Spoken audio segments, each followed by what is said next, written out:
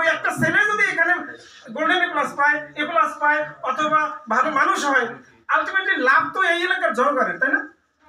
তাহলে সুতরাং আপনি কেন এই প্রতিষ্ঠানে কে সভাপতি হইল, কে এই প্রতিষ্ঠানের হাল ধরলো, কে দায়িত্ব নিল, এটা তো দেখার বিষয় নাই।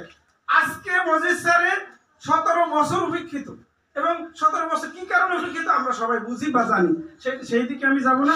স্যার যেহেতু সুযোগ পেয়েছেন, এই বয়সে এসেও যখন পরিশ্রম করতেছেন, আমরা মনে করি আমাদের একটা গোল্ডেন অপরচুনিটি আসছে। অবশ্যই অবশ্যই আমরা স্যারের হাতকে শক্তিশালী করব। পাশাপাশি আমরা যে যার আঙ্গিকে সঠিক পরামর্শটা দিয়েই সুপারকে এগিয়ে নেব। আমরা ইচ্ছা করলে সুপারকে তো বাদ দিতে পারবো না, তারে ভোগান্তি দিতে পারবো। শিক্ষকদেরকে বাদ দিতে পারবো না, ভোগান্তি দিতে পারবো। আমরা ভোগান্তি না দেই, আলটিমেটলি এই ভোগান্তিটা আপনি চিন্তা করে দেখেন, আলটিমেটলি যত ভোগান্তি গেছে, আমি ওই কথা বলে আমি গিবদের মতো গুনাহ করতে চাই না, যে ভোগান্তিটা গেছে মূলত সুপারের কি হয়েছে, আর যারা ভোগান্তিতে সংশ্লিষ্ট ছিলেন তাদেরও কিছু হয়, কিচ্ছু হয় নাই। শুধুই কেবল আপনাদের লস হয়েছে, আপনাদের ছেলেমেয়েরা মানুষ হয়নি, সঠিক রেজাল্ট হয় নাই, সঠিকভাবে স্টুডেন্ট ভর্তি হয় নাই, সঠিকভাবে এটা চলে নাই। তাহলে কি সুপার যদি আজকে তালতলিতে দৌড়াইতে হয়, তাহলে এই প্রতিষ্ঠান দেখে রাখবে কি?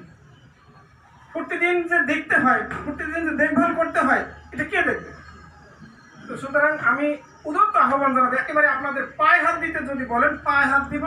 যারা প্রতিষ্ঠাতা আছেন, যারা এই প্রতিষ্ঠানের সাথে জড়িত আছেন, অভিভাবক আছেন, যদি মনে করেন যে আপনাদেরকে পায়ে হাত দিলে আপনারা আমাদেরকে মাফ করবেন, আমি প্রধান শিক্ষক হিসাবে, সুপার মহোদয় হিসাবে আমি পায়ে ধরতে রাজি আছি, কিন্তু প্রতিষ্ঠানকে উন্নয়ন করতেই হবে, এটা করতেই হবে।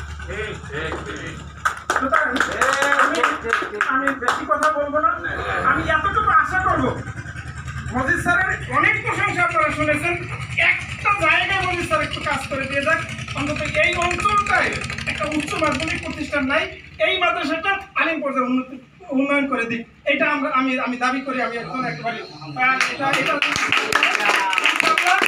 আলিম পর্যায়ে যদি উন্নয়ন করে, সে আলিম পর্যায়ে নেতৃত্ব দেওয়ার মতো আপনাদের সুবর্ণ মহোদয়ের যোগ্যতা আছে। এবং অত্র এলাকায় যদি কোনো একেবারেই ধরেন কামিল পাস ছেলে আছে, ভালো ছেলে আছে, তারা দূরে চাকরি বাকরি করতেছে বা করতে পারতেছে না, তারা যদি অ্যাডহক বেসিসে হিসাব কাজ করতে হয়, তাহলে সেখান থেকে আপনারা কাজ করবেন মজিদ স্যারের নেতৃত্বে।